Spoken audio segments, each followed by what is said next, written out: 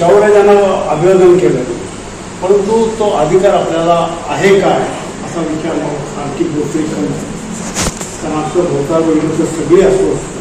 आपल्या मुलांचं भवितव्य काय माहीत नाही, शिक्षणाचं भवितव्य काय माहीत नाही, शेतीचं शेतकऱ्याची आत्महत्या थांबत नाही, अशा सगळ्या विचित्र गोष्टींना सगळे प्रश्न जगण्याचे प्रश्न अंगावर येतात आणि ते प्रश्न बाजूला आणि नको त्या गोष्टींची चर्चा, असं एक विचित्र वातावरणात आपण जगतो. आणि हे अस्वस्थतेचं वातावरण भेदण्यासाठी आज शाहूराजांची विचारांची खरोखर गरज. महात्मा फुले, शाहू, आंबेडकर या सगळ्या महात्म्यांची आपण नावं घेतो. परवा एक महाविद्यालयात गेलेलो, त्या ठिकाणी पंडित जवाहरलाल नेहरू राजांनी त्याचा उल्लेख केला त्या पुस्तकात. आणि महात्मा गांधी गांभीर्याने एक चर्चा करत बसलेले. महात्मा गांधीचा वेळ तुम्हाला माहिती आहे फक्त 55. त्या नव्या पिढीतली एक 2 मुले चर्चा करते, हा उघडत असलेला माणूस कोण. म्हणजे आता ही माणसं सुद्धा विस्मृत झाली, माणसं समजून येत, विचार तरी बाजूला, परंतु यांच्या प्रतिमा सुद्धा आपल्या नव्या पिढीसमोर यायला तयार नाही. माणसांची ओळख सुद्धा विसरायला ही खरोखर चिंतेची गोष्ट आहे. आणि म्हणून हे असे कार्यक्रम महाविद्यालयाच्या स्तरावर, शाळेच्या स्तरावर व्हायला पाहिजे. आणि मी ते करतो. मी जवळजवळ पत्रकारितेत 50 वर्षे काढले. आता त्यानंतर रिटायरनंतर 5 वर्षात मी 40 पुस्तकांचं लेखन केलं. हे आर्थिकदृष्ट्या परवडणार नाही, पण देसाई साहेबांसाठी असे कोणतरी स्पॉन्सर मिळतोय, घ्यायचे, छापायचे आणि फुकट वाटून लागेल. विकत घेणारा एकही नसते. वाचन संस्कृती बघा किती कुठं चाललेली आहे. एकीकडे सांगायचं अखिल भारतीय साहित्य संमेलन आहे, 7 कोटीची विक्री झाली आणि 10 कोटीचा फायदा झाला. त्यातल्या चर्चा पण प्रत्यक्षात बघायला गेलं मी अनुभव घेतलेला आहे. 40 कोटी फुकट घेऊन जावं म्हणून एका कार्यक्रमात मी ठेवली होती आणि कार्यक्रम होईपर्यंत एकही पुस्तक फुकट घ्या म्हणून मी ते सुद्धा धाडस केलं. नाही तर मला कसं सांगितलं वाचनाला कुवत आहे आणलेले घेऊन जाऊ, वाचायला घेऊन जाऊ, त्याला वाचायला. पत्रकार परिषदेमध्ये पत्रकारांच्या मेळाव्यामध्ये यावं आणि नंतर मग मीच थांबलो आणि प्रत्येकाला बोलवून एक पुस्तक. वाचन संस्कृती सुद्धा किती घसरलेली आहे. आणि म्हणून आज भोवताल अस्वस्थ जरूर आहे, परंतु रात्र इथे त्या दिवस उगवणार याच्यावर विश्वास ठेवून जगणार आम्ही. आणि त्या पद्धतीनं आपण जर पावलं टाकली, आपल्या पायापुरता जरी प्रकाश टाकला. दादांनी सांगितलं शाहू चंद्र हा सगळ्या जगाला प्रकाश देणारा, रयतेला प्रकाश जगाला त्याला देवान मानतो. त्याच्या पद्धतीनं आपल्या पद्धतीनं जे शक्य आहे आपल्या सामाजिक बदलासाठी, सामाजिक परिवर्तनासाठी जे जे शक्य आहे ते आपल्या पायापासून जरी उजेड टाकण्याचा प्रयत्न केला, टाकण्याचा प्रयत्न केला प्रत्येकानं, तर सगळा परिसर उजळून निश्चितपणाने आमदार करून टाकण्याचा विश्वास. आज शाहूराजांना वंदन करताना मला अतिशय चांगला होतं, कारण शाहूराजांच्या सूचनेप्रमाणे, त्यांच्या आज्ञेप्रमाणे भगवा झेंडा नावाचं एक पुस्तक त्यावेळेला प्रकाश झालं 100 वर्षापूर्वी. साप्ताहिक कुर्णे, दत्ताजीराव कुर्णे यांनी अतिशय कष्टात ना. आणि त्यावेळेच्या ज्या आठवणी मी जयसिंग पवारांचे ग्रंथ वाचले, इंद्रजित सावंतांचे वाचले, जितकं मोठमोठे ग्रंथ 500-700 ते 1000 पानाचे ग्रंथ वाचले, त्यापेक्षाही याचं त्यांचं मूल्य कमी करायचं नाही. मला अतिशय चांगल्या पद्धतीने दिलं, कारण आता नव्या पिढ्या गेल्याशिवाय ही इतिहास आपल्याला कळणार नाही, ही माणसं आपल्याला कळणार नाही. नंतर मग मगाशी हे गांधी कोण आणि नेहरू कोण हे सुद्धा माहिती नाही आपल्या नव्या पिढीला. त्या गोष्टी समजून द्यायला नाही. त्या पिढीला मी दोष देतो, आपली जबाबदारी आहे. आपण त्यांच्याकडे चांगले विचार बदलणे, चांगलं दिशा देण्याचा प्रयत्न करतोय म्हणून ते आत्महत्या वाटत. एका मुख्याध्यापकाने आपल्या मुलीची हत्या केली परवा. 10वीच्या मुलांना 12वीच्या मुलांची हत्या केली आता काल परवा. काय चाललंय? कुठली शिक्षण माणूस म्हणून शिक्षण आपल्याला काय पत्ताच नाही. माणूस म्हणून, माणुसकी म्हणून, समाज म्हणून काय आपण जगणार आहे, नागरिक उत्तम नागरिक म्हणून तयार होणारच काय. नाहीतर मला फॅक्टरी काय करायची आहे शिक्षणाच्या, नुसतं पैसा मिळवण्याचं साधन एक व्यापारीकरण अशा पद्धतीचे शिक्षण सुरू झाले. त्यामुळं त्या ठिकाणी संस्कार होते, घरात सुद्धा संस्कार आले. पूर्वी एकत्र कुटुंब असायचे, काका मामा हे सगळे एकत्र असायचे, एकमेकाला मदत करायचे, त्याच्यातनं संस्कार व्हायचे मुलावर. प्रत्यक्ष संस्कार म्हणजे कुठं दुकानात तिथल्या मिळणारे 10 रुपये संस्कार घेणे असं मिळणार. तर आपलं आकलन करता लहान मुलं आपलं आपण वागणं कसं आहे, आपलं बोलणं कसं आहे, आपला पोशाख कसा आहे, आपण कोणाशी काय बोलतो, किती रागावतो, किती शांतपणे काय गोष्टी सहन करतो, हे सगळं आकलन करत असतात. आता मोबाईलवर लहान मुलं खेळत असला आपण असते आपलं किंवा आपण काहीतरी चर्चा करू, पण त्याचं सगळं लक्ष तिकडं असतं आपल्या बोलण्याकडे. तुम्हाला वाटणार तो मोबाईलमध्ये ग्रुप आहे तर नसतोय तो, ते बारकाईने नसतो काय वडील काय होतं, आई काय होते आणि काय होतं बारकाईने केव्हा तुम्ही निरीक्षण करू नका. आणि हे संस्कार आज घरात उरलेले नाही. आणि शाळेत जावं तर तुझं काय म्हणतात, परवा कॉलेजमध्ये गेलो होते का 1.5 लाख 2 लाखाचा पगार, शिकवायचं काही गरज नाही, कारण ते 50 लाख 60 लाख रुपये निवडणूक झालेले शिक्षक. आणि विद्यार्थ्यांना वाटतं काय आता शिकून काय करायचं, बाहेर मोबाईल शिकून तरी डिग्री घेतल्यानंतर पुढं काय, नोकरी नाही, उद्योगधंद्याला आपण जाऊ शकत नाही, तिथे टिकू शकत नाही, हातात तरी पैसा नाही. आता तरी बालवाडीला सुद्धा पुणे मुंबईसारख्या शहरात लाख 2,000 डोनेशन या ठिकाणी ते सुद्धा पीक आले. आता 10-20 हजार दिल्याशिवाय तुम्हाला प्रवेशच नाही. अगदी बालवाडीमध्ये त्याला अजून शेबूड काढायला कळत नाही अशा मुलांना सुद्धा बालवाडीत गाठलं तर तुम्हाला 10-20 हजार रुपये खर्च करायला लागतात. म्हणजे ज्याच्या खिशात पैसा, ज्याच्या वडिलांच्या खिशात, ज्याच्या बापाच्या खिशात पैसा, त्याला शिक्षण असं एक नवं सूत्र आलं शिक्षण व्यवस्था. ही परिस्थिती बदलणार काही नाही असा प्रश्न प्रत्येकासमोर आहे. आपलं भविष्य काय, आपल्या मुलांचं भविष्य काय, काय कसं पुढची पिढी जगणार कशी, शेतकऱ्यांकडे होणार काय, आत्महत्या थांबायलाच काय नाही, हे सगळं सोडायचं आणि कुठंतरी लक्ष दुसऱ्या प्रश्नावर वळवायचं. जगण्याचे प्रश्न बाजूला पडेल. जसे 75 वर्ष झाले आपल्याला स्वातंत्र्य मिळून, त्या स्वातंत्र्याचं काय स्वातंत्र्य उजाडले पण सूर्य कुठं आहे असं म्हणायची वेळ आलेली आहे. आदिवासी भागात गेला तर त्याचं काय कळत नाही, कपडे घालायला कळत नाही, काय कळत नाही, शिक्षणाचा तरी पत्ताच नाही. आणि एकीकडं मराठीचं गुरुगान गायचं तोपर्यंत स्त्री भाषा सूत्र आणि हिंदी वागायला लागली. मराठी शाळा धडाधड बंद पडायला लागली. किती शाळा बंद पडल्याचं काही हिशोब नाही. परंतु मराठी शाळा मातृभाषेचं शिक्षण हेच खरं. शेंबाशी ऐकून जायचं ना संस्था तुम्हाला, ती मुजुमदार गडी होती, ते सुद्धा जिल्हा परिषद शाळेत शिकले. आंतरराष्ट्रीय शिक्षणाची संस्था चालू होती शेंबाशी. मातृभाषेतनं जे आकलन होतं ते इतर कुठल्याही भाषेतनं होत नाही. ते साधं सूत्र आहे. आपल्या घरात जी बोलीभाषा आहे, समाजात जी बोलीभाषा आहे, आपल्या मित्रमंडळात वर्तुळात जी आहे, त्या भाषेतनं जर शिकवलं तर ते आकलन चांगलं होतं. पण आता इंग्रजीचा फॅड आहे डोक्यात पडले. आम्हाला तर मुलांना तर माझा पोरगा इंग्रजी शाळेतच जायला पाहिजे. सून पेटायची पंचायत, दिवसभर राबून आणायचं आणि मुलग्याला तिथं शाळेत जायचं. त्या गाण्याच्या मग ते कशासाठी, ड्रेससाठी, बुक्ससाठी, आणखी दप्तरासाठी त्या पैसा शिक्षणाच्या रोजच ठेवला. असं सगळं इतक्या विचित्र अवस्थेत आपण जगतो. जगण्याचे प्रश्न आपल्या अंगावर आलेले आहेत. आणि म्हणून शाहू महाराजांचं शाहू महाराजांची आठवण करताना आपण हे आत्मचिंतन करायला पाहिजे. बाबा या त्यांचं नाव घ्यायचं आपल्याला पात्रता आपली आहे का, त्यांना अभिवादन करायची पात्रता आहे का, हे हा खरा आजचा ज्वलंत प्रश्न माझ्या होते. आणि समाजाला सुद्धा दिशा नाही म्हणतो, मुलांना दिशा नाही, ती जबाबदारी आपली आहे. आपण बेजबाबदार मुलांना त्यांना दिशा दाखवली नाही आपण. आम्ही आपल्या कामातच व्यस्त आहे. त्यामुळे मुलांना दिशा दाखवली तर निश्चितपणानं आपल्यापेक्षा टॅलेंट आहे. लहान लहान मुलं बघा पट मोबाईल नवतंत्र इतकं आत्मसात केलेलं आहे त्यांनी की आपल्याला सहज जमत नाही. मी तरी मोबाईल वापरतो तो भागत नाही. पण त्या मुलांचं बघितलं, फोटो काढतात, काय करतात, आपले हे सगळं माहिती करतात. तिसरी चौथीचं बघितलं पटपट हे करतो. त्यामुळे हे नवतंत्र आलंय हे चांगलं आहे, परंतु त्याचा चांगल्या पद्धतीने वापर व्हायला पाहिजे. चुकीच्या पद्धतीने आपण वापर करण्यात पडतो. नको त्या गोष्टी आपण पाहतो. इंटरनेट असेल, मोबाईल असेल, आणखी काय असेल, खूप चांगल्या त्याचा उपयोग केला तर खूप चांगला. आता AI तंत्र हे घेणार दादा बोलले नाही त्याच्यावर. ते जसं चांगलं तसं आता ते कुठं विमान पाडलं काय आणि काय केलं असल्या भानगडीसाठी जर वापरले AI तंत्र तर घेऊन करायचं आहे काही. शेतीला उत्पन्न वाढीसाठी चांगलं आहे, शिक्षणासाठी सुद्धा चांगलं आहे, परंतु नको त्या गोष्टीसाठी जर वापरायला लागला तुम्ही AI सारखे तंत्र तर त्याचा उपयोग आहे नव्या तंत्राचा. मग अंगठेबाद जर परवडला, ग्रामीण भागात जो शाळेचं तोंड बघितलं नाही आपली पिढी, त्यांच्याकडे जो शहाणपणा आहे तो आमच्यासारख्याकडे नाही आहे. शिकलेल्या माणसाकडे शहाणपणा नाही आहे.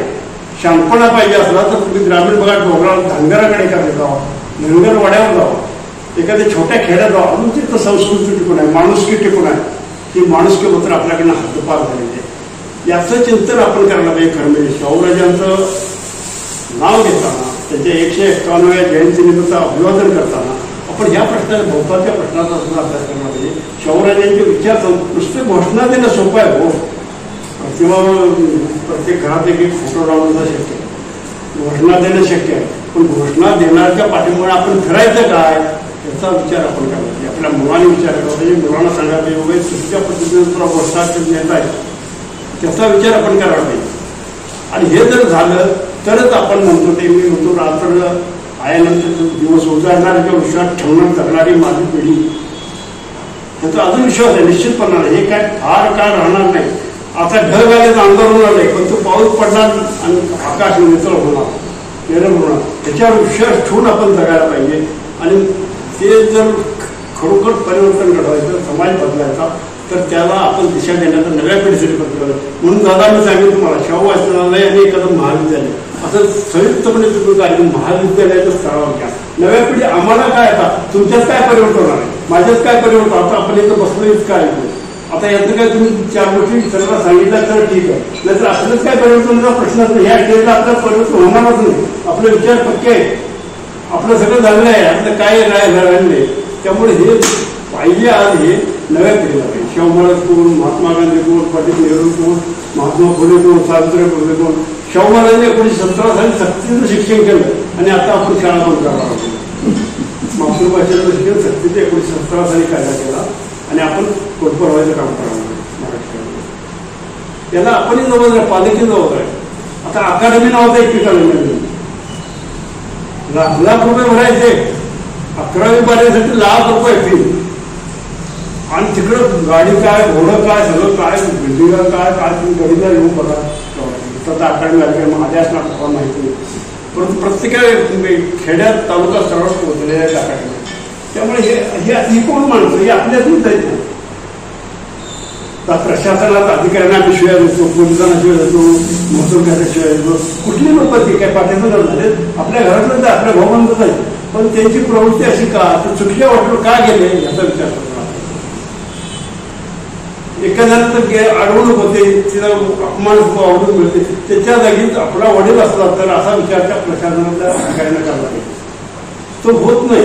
आणि हेच निराशेचं कारण हे आजच्या समाज भरकटला सगळा वाटतो, अस्वस्थ वाटतो, निराशा वाटतो. हे प्रत्येक क्षेत्रात हे चाललंय, कुठलंही क्षेत्र नाही. पत्रकारांच्या याच्यावर मी बोलणार न बोललेलं बरं, कारण मी 50 रुपये केलेले आहे पत्रकारिता. आजच्या याच्यावर मी काही एक शब्द सुद्धा बोलणार नाही, कारण सगळ्यांना माहिती आहे काय वर्तमानपत्र मी बंद करून टाकले, मी वाचायला नाही. 50 रुपये मी त्यात काढली, पण मी वर्तमानपत्र वापरतो. टीव्हीचं चॅनलचं एक बातमी 24 तास घडल्यानंतर दुसरं कुठलं चांगलं आलं मग ती 24 तास. मग त्याचं ते बिझनेस झालेला आहे, बिझनेस झालेला आहे. आणि हे बिझनेस करा, फक्त जगण्याच्या प्रश्नाकडे, सामान्यांच्या प्रश्नाकडे बघा. समाजात खूप चांगले आहेत, अधिकारी चांगले आहेत, शेतकरी चांगले आहेत, शिक्षक चांगले आहेत, त्यांना कुठेही स्थान नाही. तुमच्या इथं मीडियामध्ये स्थान नाही, वर्तमानपत्रात नाही, तुमच्या चॅनलमध्ये नाहीच. म्हणून मी त्यांना शोधून काढून काढून काढून मी माझी पुस्तकं लिहितो. माझ्या पुस्तकाचं वैशिष्ट्य कुठलेही फालतू नाही. 2 लाख देतो म्हटलं तरी असं एक छोटं पुस्तक काढणार नाही. पैशासाठी मी कधी काम केलं, पत्रकारिता चहा सुद्धा पूर्ण मला नैतिकतेनं मी आजही करतो. आज 78 वय माझं, नैतिकतेनं आजही भरतो. 50 पत्र अभिमानानं सांगतो. सुभाष धोबे नावाचा ब्रँड कोण झाला, कोणाची हिंमत नाही माझ्या सावधानी आहे. कारण त्यामध्ये जगलो, पत्रकारिता जगलो आणि पत्रकार म्हणून मारणार शेवटच्या श्वासापर्यंत माझ्याकडे. हे कशासाठी मला चांगले संकल्प झाला. पुन्हा मुंबईला जाऊन एखाद्या मोठ्या याचा संपादक झाला असतो, प्रत्येक जिल्ह्याला एखादा फ्लॅट घेतला असता, 50-50 लाखाच्या 4-5 गाड्या माझ्या दिल्या असत्या. परंतु माणूस मिळाला असता, माणुसकी मिळाली नसती. म्हणून ते सगळं ठोकरला आणि मी माझ्या भागात राहत असतो. म्हणून माझ्या पत्रकाच्या पद्धतीने मी पुस्तक केलं, त्याच्यावर धरणाची कामं मार्गी लावण्याचं काम केलं, साखर कारखान्याची उभारण्याचं मार्ग पत्रकारिता बळ काय असते ते मी दाखवून दिलेलं आहे. खारीचा वाटा या म्हणून एवढंच पुस्तक काढलेलं आहे. मी तुम्हाला इथं लायब्ररीला दिलेलं आहे किंवा आणून दिलं.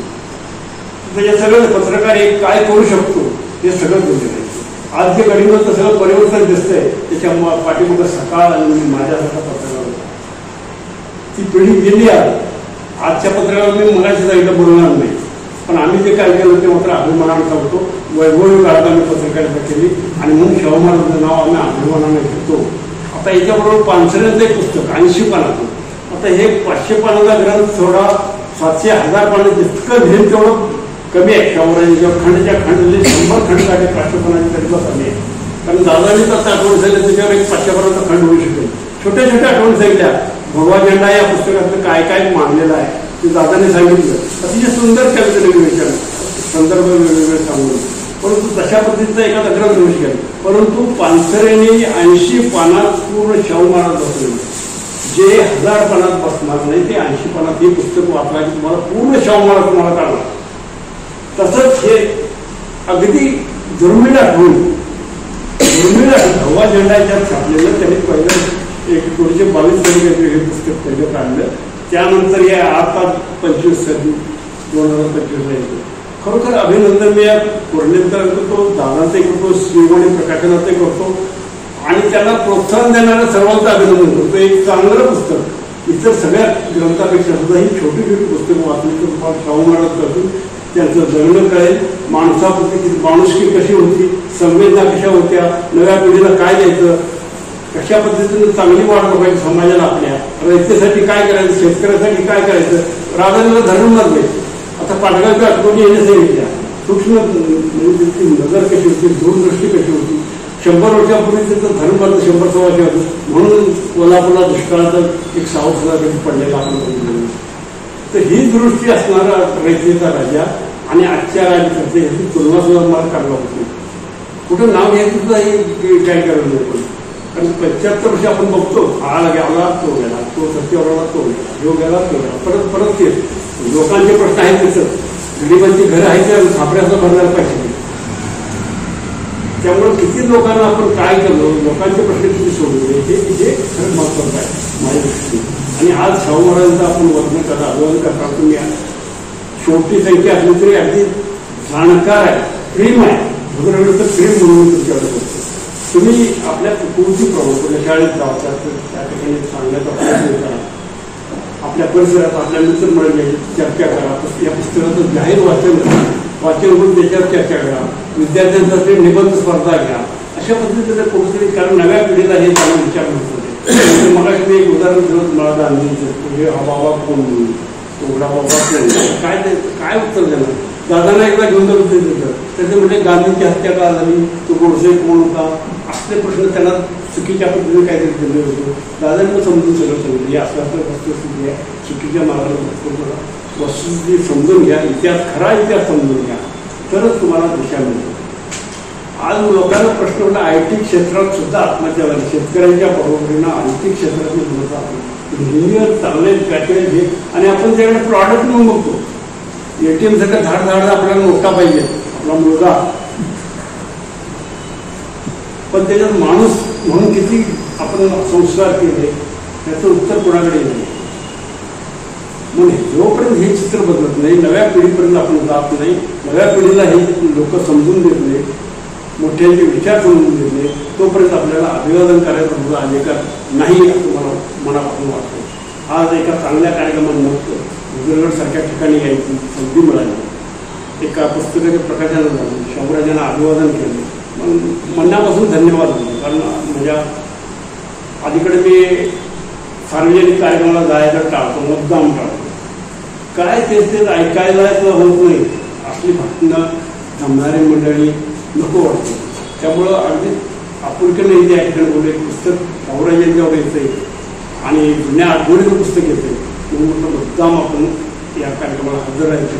काही पुन्हा दादाने आग्रहाने निमंत्रण दिलं, तुम्ही सर्वांनी शांतपणे ऐकून घेतला. आपण सर्वांना धन्यवाद सांगतो.